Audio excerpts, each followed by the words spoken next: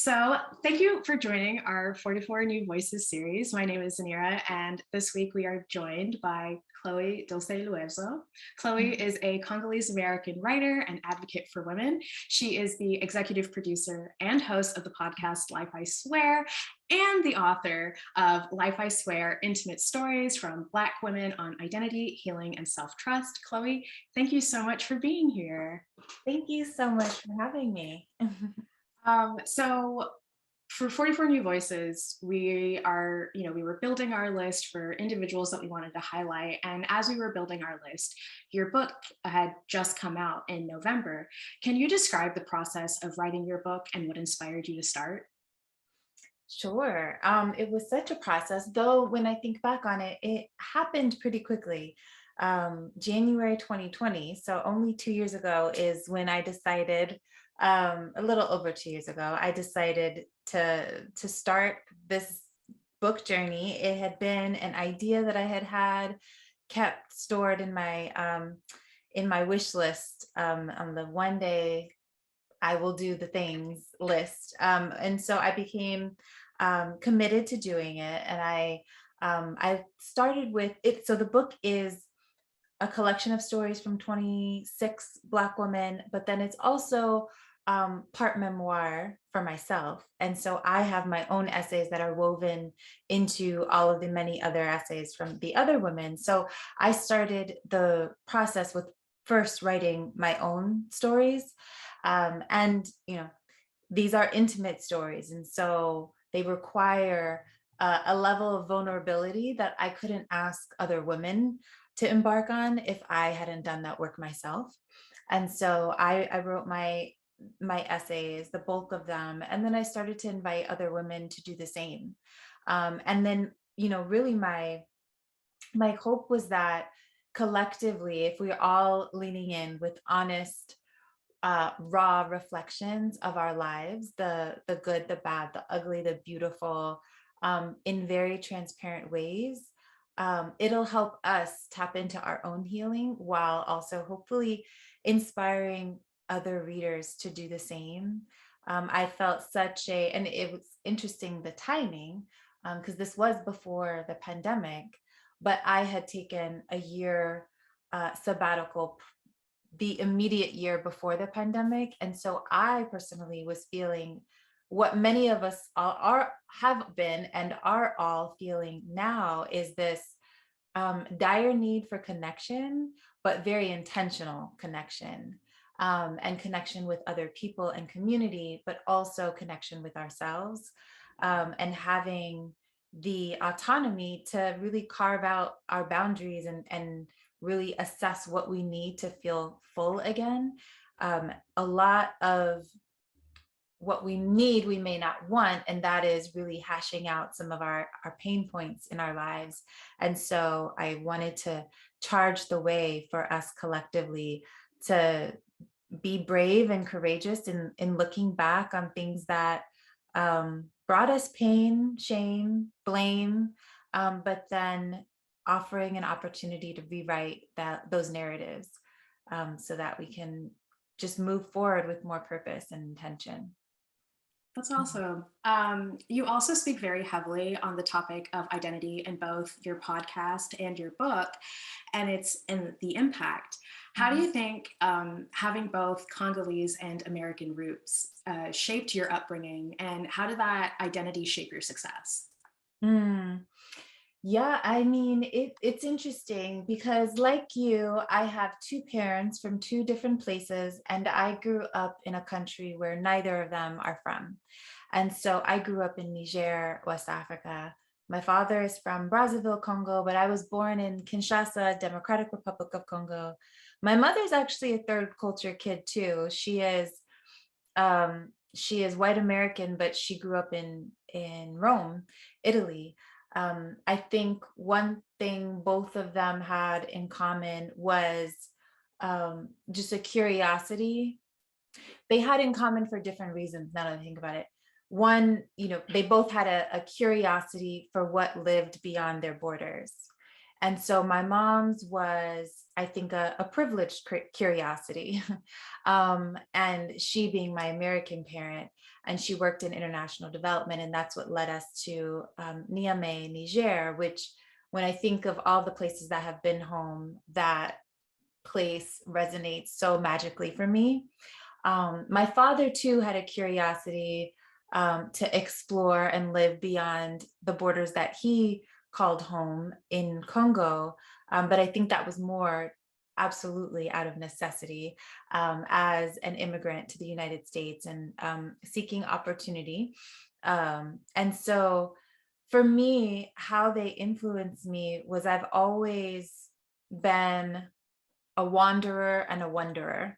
I've always wondered what else is out there, knowing that there is more, and not necessarily better, but just more. There is more, and it when you I was exposed to travel so young, and when travel across seas becomes normal to you, the world doesn't feel so intimidating. It doesn't feel so daunting, and I think, as a mother now, I think about that being just the biggest source of education for me personally, that I'd just want every child to be exposed to and have the opportunity to. And hopefully, um, as privilege, not as necessity, but I think either way, it does help you to expand your worldview in unique ways.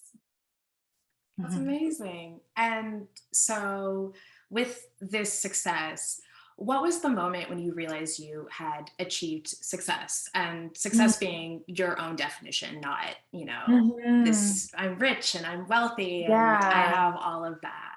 Yeah. Yeah. So, That's word success. It's interesting. It's a word that is planted in us as students, right?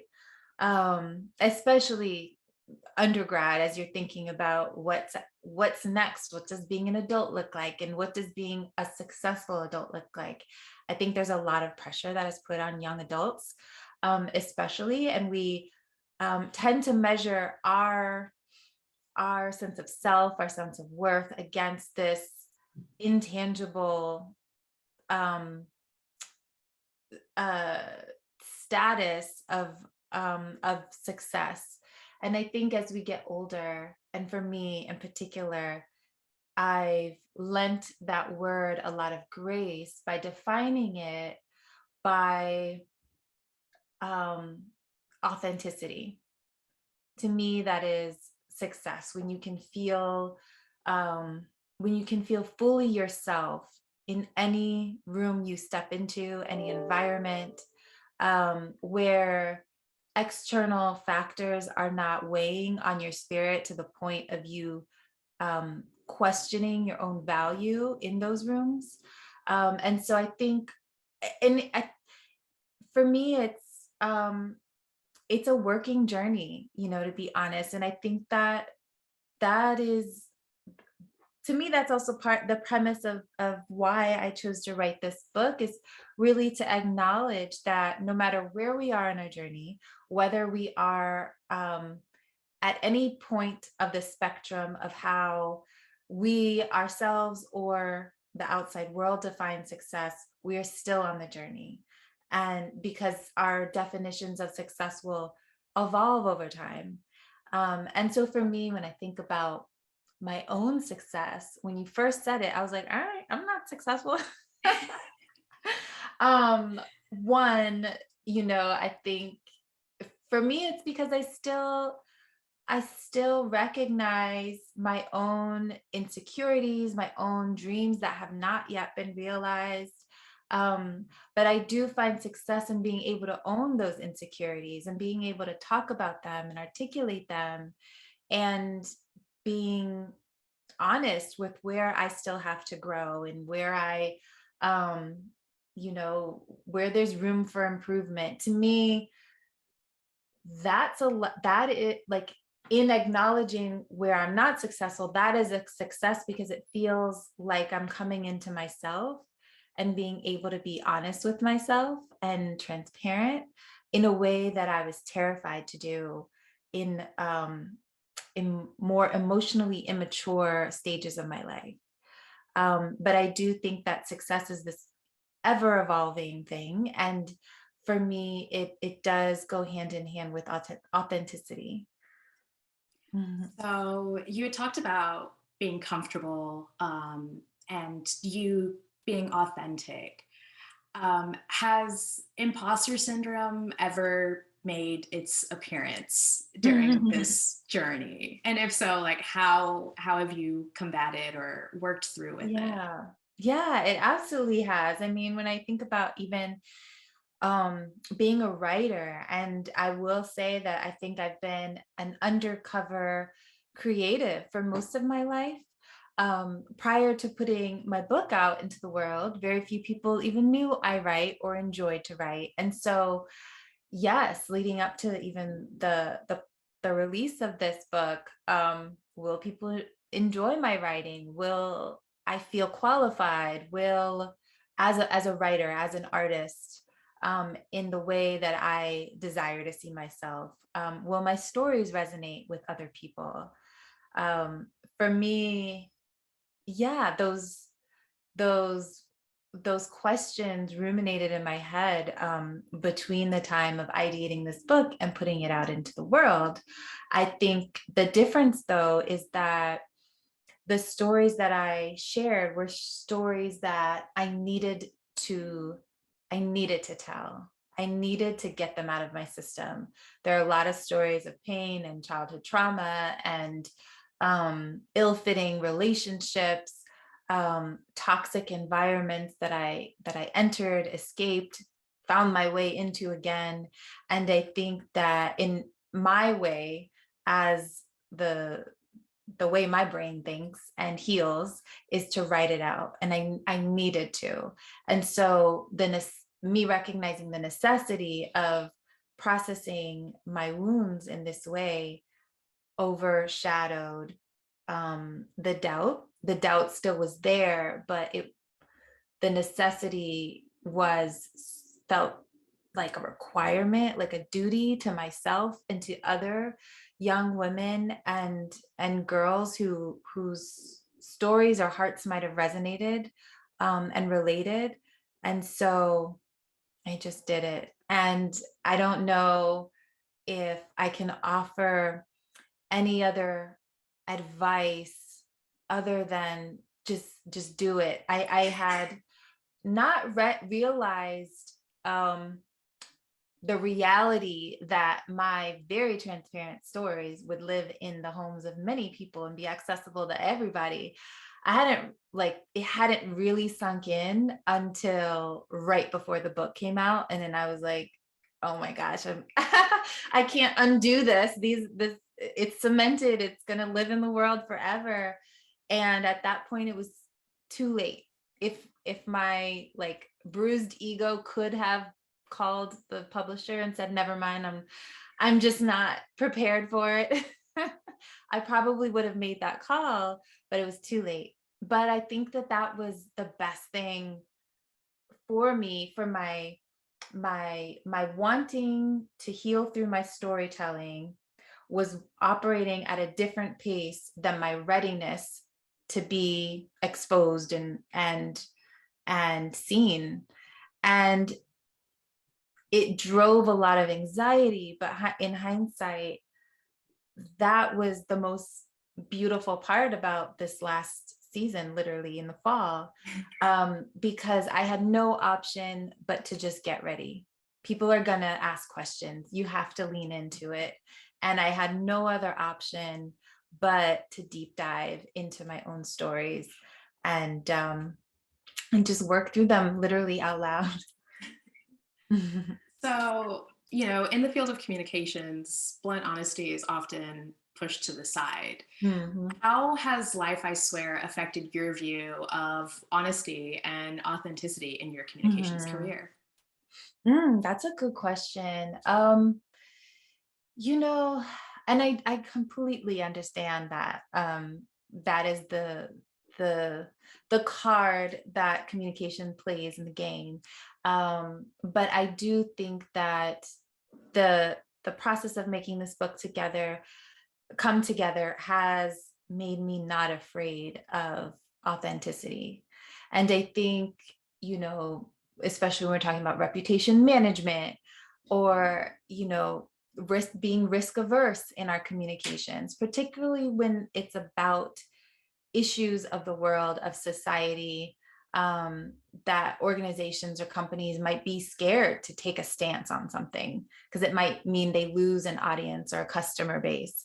And so while leadership or everyone that works within the organization feels convicted about a thing that's happening in the world that they probably should speak on, the communication arm of organizations, and I say communications, but when we're talking about public relations, it is it's the sensor of what you actually are feeling.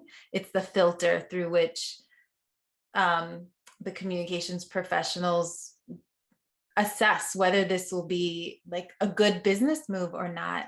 But for me, the process of this book has shifted my views in communication, because it makes me feel a lot bolder to be authentic, not scared of the repercussions, because at the end of the day, how we feel is how we feel. And if we're feeling things on the right side of history, then we should stand in that power.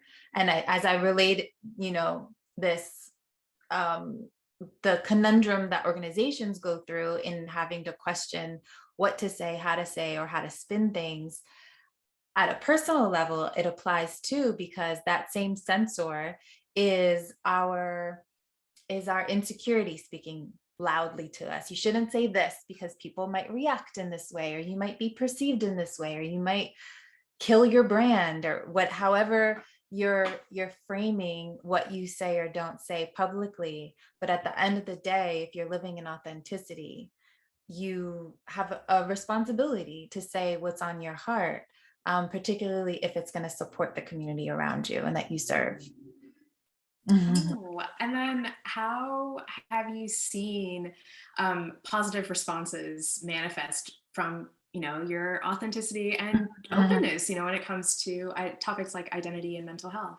Yeah, it has been overwhelming. I mean, the number of personal stories that I have heard from women who have picked up the book in either a time of need or picking it up not knowing that they needed it, and certain stories and reflections hitting them at a very deep level. I've just received some of the most inspiring, heartbreaking, human-centered stories from women across the world. And I have been just blown away that it's reached women that far and that deeply, and penetrated people's lives in the way that they are shaping their perspectives on their own experiences.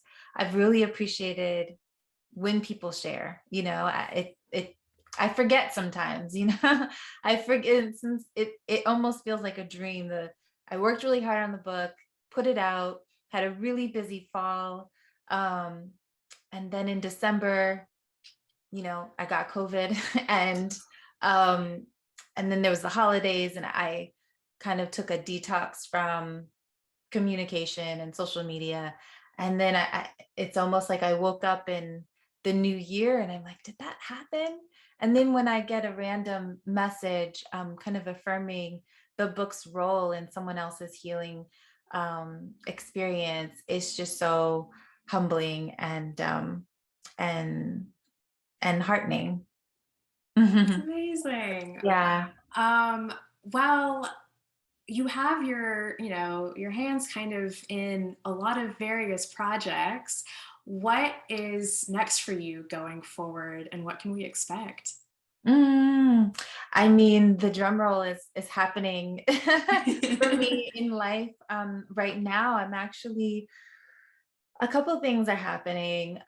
One is that actually next week, I'm DC based, for anyone watching, but I'm opening a creative space in DC, and that will actually happen next week. Literally, that's what's Oh happening my right. God, congratulations. That's Thank very, very you. Thank exciting. you. Yeah, when I think about the purpose and the way I want to contribute to the world, I think of myself as a creative that holds space and creates space for other creatives. I literally want to like create the platform, whether it's in book form or a physical space where other people can do their best work. And so it's called Open Door Concept, and it is opening next week in DC. And I'm also in conversation about a second Life I Swear. And this one is on spirit, creativity, and free will. Because I think it's important.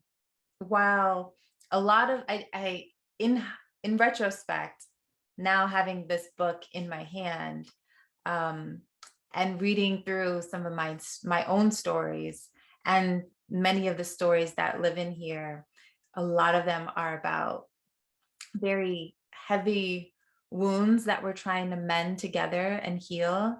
And I think that is such an important part, for, especially for those who are young, to onboarding on being very intentional in how they're healing. I think it's very necessary to get it all out there, to almost purge the things, the burdens that we were harboring for years. But what do we do after the purge? How do we rewrite new creative stories, stories that are spirit led, stories that are lighter and full of joy? And how do we invite that new kind of energy into our lives? And I want to tell more stories, and I want to tell them from a place of like, what's the story we tell of ourselves once we've outgrown our wounds? And so I think the journey continues, but um, from a new vantage point. Oh my gosh, this is so exciting. We'll definitely keep our eyes peeled. But thank you so much, Chloe, for joining Thank us. And you. make sure to tune in next week for our next 44 New Voices interview.